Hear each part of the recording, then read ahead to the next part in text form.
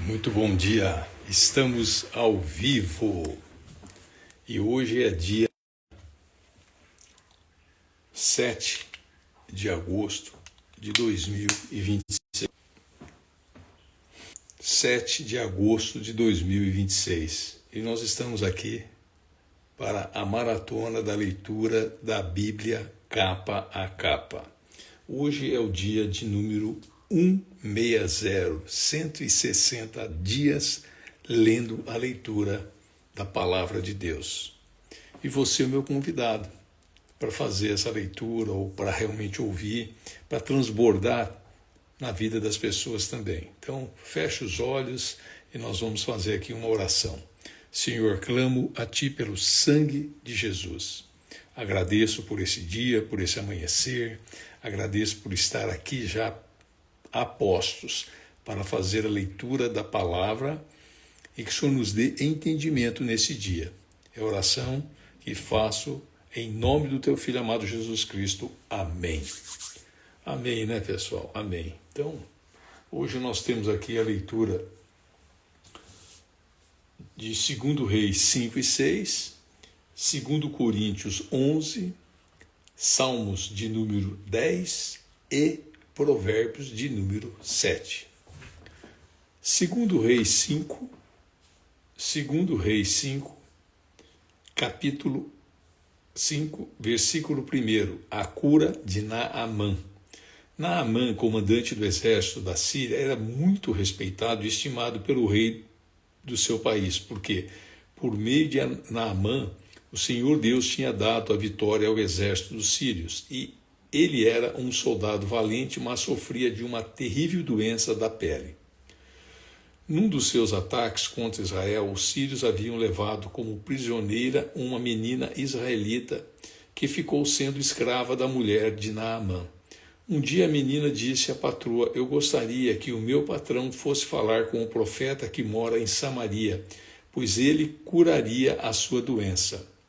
Então Naamã foi falar com o rei e contou o que a menina tinha dito, e o rei ordenou: vá falar com o rei de Israel e entregue esta carta a ele. Então Naamã saiu levando uns 350 quilos de prata e uns 70 quilos de ouro e 10 mudas de roupas finas. A carta que ele levava dizia assim: essa carta é para apresentar Naamã, que é o meu oficial, eu quero que você o cure. Quando o rei de Israel leu a carta, rasgou as suas roupas em sinal de medo e exclamou: como é que o rei da Síria quer que eu cure este homem? Será que ele pensa que eu sou Deus e que tenho o poder de dar a vida e de tirá-la? Ele está querendo briga. O profeta Eliseu soube o que havia acontecido e mandou dizer ao rei: por que o senhor está tão preocupado? Mande que esse homem venha falar comigo e eu mostrarei a ele que há um profeta em Israel. Então Naamã foi com seus cavalos e carros e parou na porta da casa de Eliseu.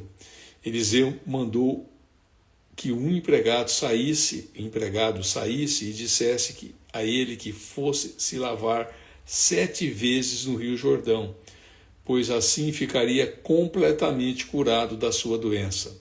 Mas Naamã ficou muito zangado e disse: eu pensava que pelo menos o profeta ia sair e falar comigo e que oraria ao Senhor, seu Deus, e que passaria a mão sobre o lugar doente e me curaria.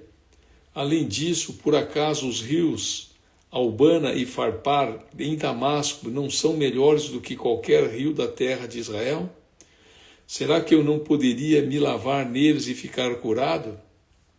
E foi embora muito bravo. Então seus empregados foram até o lugar onde ele estava e disseram: se o profeta mandasse o senhor fazer alguma coisa difícil, por acaso o senhor não faria? Por que é o que o senhor não pode ir se lavar, como ele disse, e ficar curado? Então Naamã desceu até o rio Jordão e mergulhou 7 vezes, como Eliseu tinha dito, e ficou completamente curado. A sua carne ficou firme e sadia, como a de uma criança. Depois ele voltou com todos os seus homens até o lugar onde Eliseu estava e disse: agora eu sei que no mundo inteiro não existe nenhum Deus a não ser o Deus de Israel. Aceite um presente meu, por favor. Eliseu respondeu: juro pelo Senhor Deus vivo, a quem sirvo, que não aceitarei nenhum presente. Naamã insistiu com ele para que aceitasse, mas ele não quis. Aí Naamã disse: já que o Senhor não quer aceitar o meu presente, então deixe que eu leve para casa 2 mulas carregadas de terra, pois de agora em diante eu não vou oferecer sacrifícios e ofertas que são completamente queimadas a nenhum Deus, a não ser o Deus do Senhor. Mas eu gostaria que ele me perdoasse uma coisa, que é a seguinte: quando eu tiver de acompanhar o meu rei ao templo de Rimon, Deus da Síria, para ali adorar, eu vou ter que adorá-lo também. Quero que o Senhor Deus me perdoe por isso. E Eliseu disse: adeus, boa viagem. Estamos lendo aqui 2 Reis 5, capítulo 20. Geazi é castigado. Quando Naamã estava um pouco longe, Geazi, empregado de Eliseu, começou a pensar: o meu patrão deixou que Naamã fosse embora sem pagar nada. Ele devia ter aceitado o que o sírio estava oferecendo. Juro pelo Senhor Deus vivo que vou correr atrás dele e receber alguma coisa. Então Geazi saiu correndo. Quando Naamã viu que um homem vinha correndo atrás dele, desceu do carro e perguntou: aconteceu alguma coisa? Não, respondeu Geazi, mas o meu patrão mandou dizer que agora mesmo chegaram 2 membros de um grupo de profetas da região montanhosa de Efraim. Então ele gostaria que o Senhor desse a ele uns 30 quilos de prata e 2 mudas de roupas finas. Naamã disse: por favor, leve 60 quilos de prata, e insistiu com ele. Então pôs a prata em 2 sacos, entregou a prata e as 2 mudas de roupas finas a 2 dos seus empregados e mandou que eles fossem na frente de Geazi. Quando eles chegaram ao morro onde Eliseu morava, Geazi pegou os 2 sacos, carregou-os para dentro de casa. Depois mandou embora os empregados de Naamã, entrou em casa de novo e foi falar com Eliseu. E este perguntou: onde é que você foi? Eu não fui a lugar nenhum, respondeu Geazi. Mas Eliseu disse: meu espírito estava com você quando aquele homem desceu do carro para falar com você. Esta não era a ocasião para você aceitar dinheiro e roupas, plantações de oliveiras e de uvas, ovelhas, gado ou empregados e empregadas. Portanto, a doença de Naamã vai pegar em você e os seus descendentes terão para sempre. Quando saiu dali, Geazi tinha pegado a doença e a sua pele estava branca como a neve. 2 Reis 6, versículo 1, Eliseu faz um machado boiar. Eliseu dirigiu um grupo de profetas. Um dia eles lhe pediram: o lugar onde moramos com você é muito pequeno. Dê licença para irmos até o rio Jordão, a fim de cortar algumas árvores, e com elas construiremos uma casa para a gente morar. Podem ir, respondeu Eliseu. Um dos profetas insistiu que Eliseu fosse com eles, e Eliseu aceitou, e eles saíram juntos. Quando chegaram ao Jordão, começaram a trabalhar. Um deles estava cortando uma árvore quando, de repente, o ferro do seu machado escapou do cabo e caiu na água. O que vou fazer, Senhor? Gritou ele para Eliseu. O machado era emprestado. Onde foi que ele caiu? Perguntou Eliseu. O homem mostrou o lugar. Então Eliseu cortou um pedaço de pau, jogou na água e fez o machado boiar. Pegue-o, mandou ele, e o homem esticou o braço e o pegou. 2 Reis, versículo 8. 2 Reis 6, versículo 8. O exército dos sírios é derrotado. O rei da Síria estava em guerra contra Israel. Ele pediu conselho aos seus oficiais e escolheu um lugar para armar o seu acampamento. Mas o profeta Eliseu mandou um recado ao rei de Israel, avisando-lhe que não fosse para perto daquele lugar, pois os sírios estavam ali esperando escondido para atacá-lo. Então o rei de Israel avisou os homens que moravam naquele lugar, e eles ficaram alerta. Isso aconteceu várias vezes. O rei da Síria ficou muito aborrecido, então chamou seus oficiais e lhes perguntou: qual de vocês está do lado do rei de Israel? Um deles respondeu: nenhum de nós, ó rei. O profeta Eliseu é quem conta ao rei de Israel tudo o que o Senhor fala, até mesmo dentro do seu próprio quarto. Então o rei ordenou: descubram onde ele está, que eu o prenderei. Contaram-lhe que Eliseu estava em Dotã, e ele mandou para lá uma grande tropa de soldados com cavalos e carros de guerra. Eles chegaram de noite à cidade e cercaram. No dia seguinte, cedinho, o empregado de Eliseu levantou e saiu de casa, e viu as tropas sírias com os seus cavalos e carros de guerra, e cercando a cidade. Então entrou em casa e disse a Eliseu: Senhor, nós estamos perdidos, o que vamos fazer? Eliseu disse: não tenha medo, pois aqueles que estão conosco são mais numerosos do que os que estão com eles. Então orou assim: ó Senhor Deus, abre os olhos do meu empregado e deixa que ele veja. Deus respondeu a oração dele, e aí o empregado de Eliseu olhou para cima e viu que ao redor de Eliseu o morro estava coberto de cavalos e carros de fogo. Quando os sírios atacaram, Eliseu orou assim: ó Senhor Deus, faz-me com que esses homens fiquem cegos. Deus respondeu à oração de Eliseu e fez com que os sírios ficassem cegos. Então Eliseu foi falar com eles e disse: vocês estão no caminho errado, essa cidade não é a que estão procurando. Venham comigo que eu vou levar vocês até o homem que estão procurando. E os guiou até a cidade de Samaria. Logo que eles entraram na cidade, Eliseu orou assim: ó Deus, ó Senhor Deus, abre os olhos deles e deixa que eles vejam. Então Deus fez com que os sírios enxergassem de novo, e eles viram que estavam dentro da cidade de Samaria. Quando o rei de Israel viu os sírios, perguntou a Eliseu: devo matá-los, Senhor? Devo matá-los? Não, de jeito nenhum, respondeu ele. Por acaso o Senhor mata os soldados que são feitos prisioneiros na guerra? Dê de comer e de beber a esses aqui, e deixo que voltem para o rei deles. Então o rei de Israel mandou fazer uma grande festa para aqueles sírios, e depois que comeram e beberam, ele os mandou de volta para o rei da Síria. Daí em diante, os sírios pararam de atacar a terra de Israel. Segundo Reis 6, versículo 24, Eliseu e a fome em Samaria. Algum tempo depois, o rei Ben-Hadad da Síria levou todo o seu exército para lutar contra Israel e cercou a cidade de Samaria. Por causa disso, a falta de alimentos naquela cidade foi tão grande que uma cabeça de jumento custava 80 barras de prata, 200 gramas de esterco de pomba custavam 5 barras de prata. Certo dia o rei de Israel estava passando por cima da muralha da cidade, quando uma mulher gritou para ele: ó rei, meu senhor, me ajude.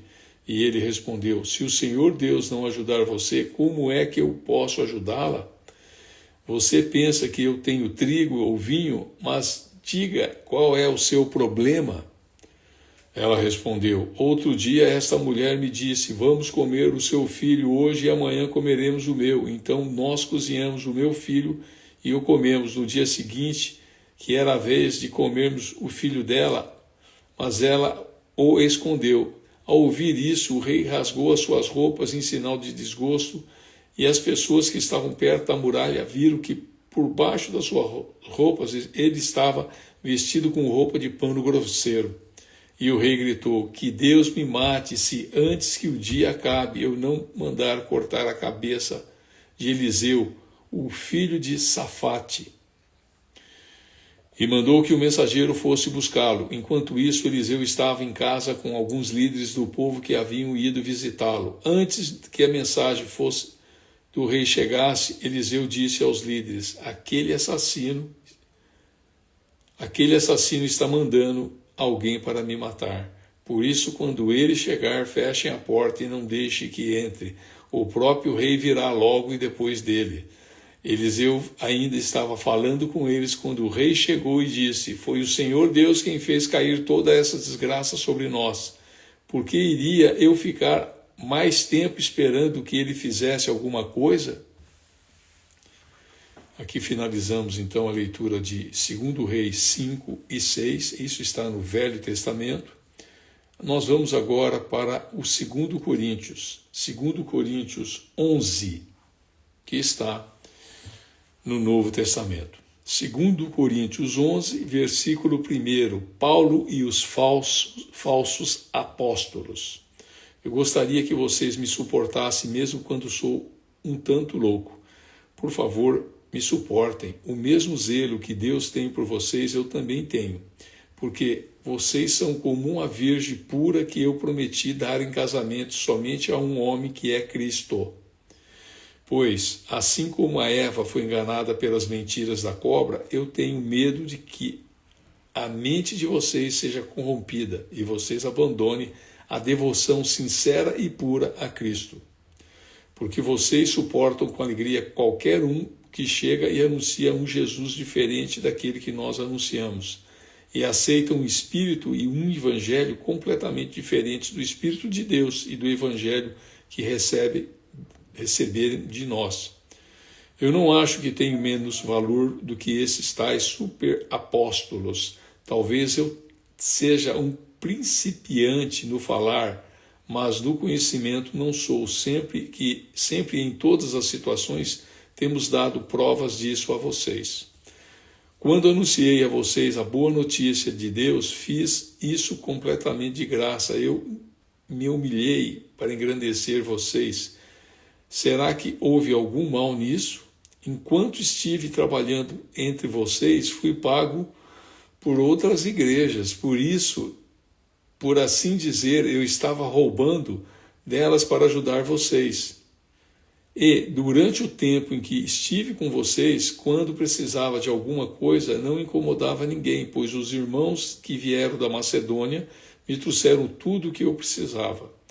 O que aconteceu no passado e acontecerá no futuro, e é isto, eu nunca exigirei que vocês me ajudem.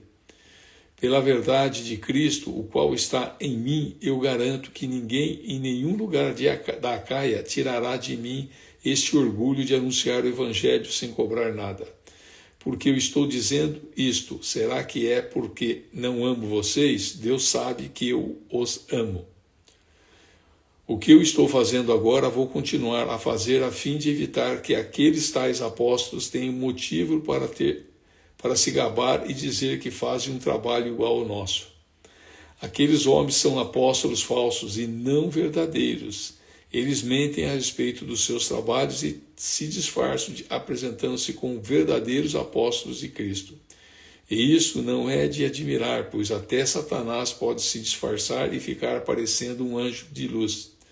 Portanto, não é nada demais que os servidores dele se disfarcem, apresentando-se como pessoas que fazem o bem, mas no fim eles receberão exatamente o que as suas ações merecem. 2 Coríntios 11, versículo 16, os sofrimentos de Paulo como apóstolo. Repito, ninguém deve pensar que eu estou louco, mas se vocês pensam isso, então me receba como louco para que assim eu tenha alguma pequena coisa de me gabar. De fato, o que eu estou dizendo não é o que o Senhor me mandou dizer. Quanto eu me gabar, estou realmente falando como louco. Já que existem tantas pessoas que se gabam por motivos apenas humanos, eu também vou me gabar de mim mesmo. Vocês não são tão sábios e suportam a boa vontade os loucos. Tolero os que mandam em vocês e exploram vocês. Tolero os que os enganam e que os tratam com desprezo e que lhes dão bofetadas. Tenho até vergonha de confessar que nós fomos tímidos demais e não fomos capazes de fazer coisas como essas.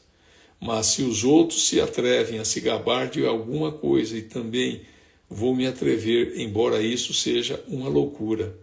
Eles são hebreus? Eu também sou. Eles são israelitas? Eu também sou. Eles são descendentes de Abraão? Eu também sou. Eles são servos de Cristo? Mas eu sou um servo melhor do que eles, embora ao dizer isso eu esteja falando como se fosse louco, pois eu tenho trabalhado mais do que eles e tenho estado mais vezes na cadeia, tenho sido chicoteado muito mais do que eles e muitas vezes estive em perigo de morte. Em 5 ocasiões os judeus me deram 39 chicotadas. 3 vezes os romanos me bateram com porretes e uma vez fui apedrejado. 3 vezes o navio em que eu estava viajando afundou. E nenhuma dessas vezes passei 24 horas boiando no mar. Nas muitas viagens que fiz, tenho estado em perigos de inundações e de ladrões, em perigos causados pelos meus patrícios, os judeus, e também pelos não-judeus. Tenho estado no meio de perigos nas cidades dos desertos e em alto mar, e também em perigos causados por falsos cristãos. Irmãos, tenho tido trabalhos e canseiras, muitas vezes tenho ficado sem dormir, tenho passado fome e sede, tenho me faltado casa, comida e roupas. Além dessas e de outras coisas ainda pesa diariamente sobre mim a preocupação que tenho por todas as igrejas. Quando alguém está fraco, eu também me sinto fraco. Quando alguém cai em pecado, eu fico muito aflito. Se existe motivo para eu me gabar, então vou me gabar das coisas que mostram a minha fraqueza. O Deus, o Pai do Senhor Jesus, o Deus é bendito para sempre, sabe que não estou mentindo. Quando estive na cidade de Damasco, o governador nomeado pelo rei Aretas pôs guardas nos portões da cidade para me prenderem. Porém, os meus amigos fizeram com que eu descesse num grande cesto por uma abertura da muralha e assim escapei do governador. Amém, né? Lemos aqui 2 Coríntios 11 e nós vamos então para o nosso devocional que é Salmos, né? Hoje é Salmos de número 10. Salmos 10, oração pedindo justiça. Ó Senhor Deus, por que ficas aí tão longe? Por que te esconde em tempos de aflição? Os maus são orgulhosos e perseguem os pobres, e que eles caiam nas suas próprias armadilhas. Os maus falam com orgulho dos seus desejos. As pessoas que exploram os outros desprezam o Senhor e blasfemam contra ele. O homem mau não se importa com Deus. Por causa do seu orgulho, ele pensa assim: para mim Deus não tem importância, tudo que esse homem faz está certo. Ele não pode entender os julgamentos de Deus e zomba dos seus inimigos. Ele pensa assim: nunca fracassarei, nunca terei dificuldades, e sua boca está cheia de maldições, mentiras e ameaças. Ele só fala de desgraças e de maldades. Ele se esconde perto dos povoados, espera ali e mata pessoas inocentes. Como um leão, ele espera no seu esconderijo e espia os que não podem se defender. Fica de tocaia esperando pelos que são perseguidos, e então pega as vítimas na armadilha e arrasta dali. Elas são esmagadas e caem derrotadas pela força bruta. Esse homem mau pensa assim: Deus não se importa, ele fechou os olhos e nunca vê nada. Vem, ó Senhor Deus, e castiga essa gente má. Não te esqueças dos que estão sendo perseguidos. Como pode a pessoa má desprezar a Deus e pensar que Deus não a castigará? Mas tu, ó Deus, vês e percebes o sofrimento e a tristeza e sempre estás pronto para ajudar. Os que não podem se defender confiam em ti, tu sempre tens socorrido aos necessitados. Senhor, acaba com o poder dos maus e dos perversos, castiga-os por causa das suas maldades, até que eles não as pratiquem mais. Ó Senhor, o Senhor é rei para sempre, os pagãos serão expulsos da terra dele. Ó Senhor Deus, tu ouvirás as orações dos que são perseguidos e lhes darás coragem. Tu ouvirás os gritos dos primeiros e dos necessitados e julgarás a favor deles, para que seres humanos que são mortais nunca mais espalhem o terror. Amém? Aqui então nós lemos os Salmos de número 10 e nós vamos para Provérbios 7, né? Hoje é dia 7 e nós vamos ler aqui Provérbios 7. Provérbios escrito pelo rei Salomão. Tem 27 versículos. Filho, lembre do que eu digo e nunca esqueça os meus conselhos. Faça o que eu digo e você viverá. Siga as minhas instruções com o mesmo cuidado com que você protege os olhos. Guarde sempre os meus ensinamentos bem gravados no coração. Trate a sabedoria como a sua irmã e o entendimento como seu melhor amigo. Eles conservarão você longe das mulheres imorais e das mulheres de palavras sedutoras. Provérbios 7, versículo 6. A mulher imoral. Uma vez eu estava olhando pela janela da minha casa e vi vários rapazes sem experiência, mas notei que um deles era mesmo sem juízo. Esse rapaz estava andando pela rua, perto da esquina onde morava uma certa mulher. Ele passava por perto da casa dela ao anoitecer, quando já estava escuro. E aconteceu que essa mulher foi encontrar-se com ele vestida como uma prostituta e cheia de malícia. Ela era espalhafatosa e sem vergonha e estava sempre andando pelas ruas.